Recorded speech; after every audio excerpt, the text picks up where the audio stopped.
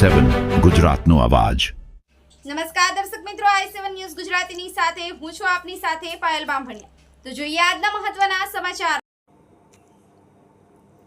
મહીસાગર જિલ્લાના વિવિધ સ્થળો પર મહાકાળી ભવાઈ કલા મંડળ દ્વારા અને વન વિભાગ મહીસાગર દ્વારા ઉત્તરાયણ દરમિયાન પક્ષીઓને નુકસાની ન થાય તે માટે ભવાઈ દ્વારા જનજાગૃતિ કરવામાં આવી।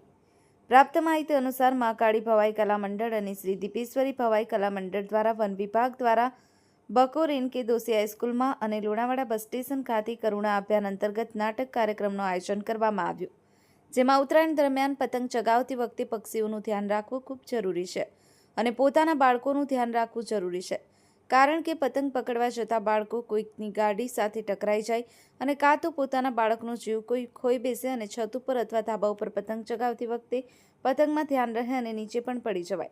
બાઇક, એક્ટિવા કે સ્કૂટી ચલાવતી વખતે ગળામાં દોરી ફસાઈ ના જાય વગેરે મુદ્દાઓ આવરી લઈ અને આ નાટકના કાર્યક્રમનું આયોજન વન વિભાગના અધિકારીશ્રી દ્વારા કરવામાં આવ્યું અને કરુણા અભિયાનના હેલ્પલાઇન નંબરની જાણકારી પણ આપવામાં આવી હતી।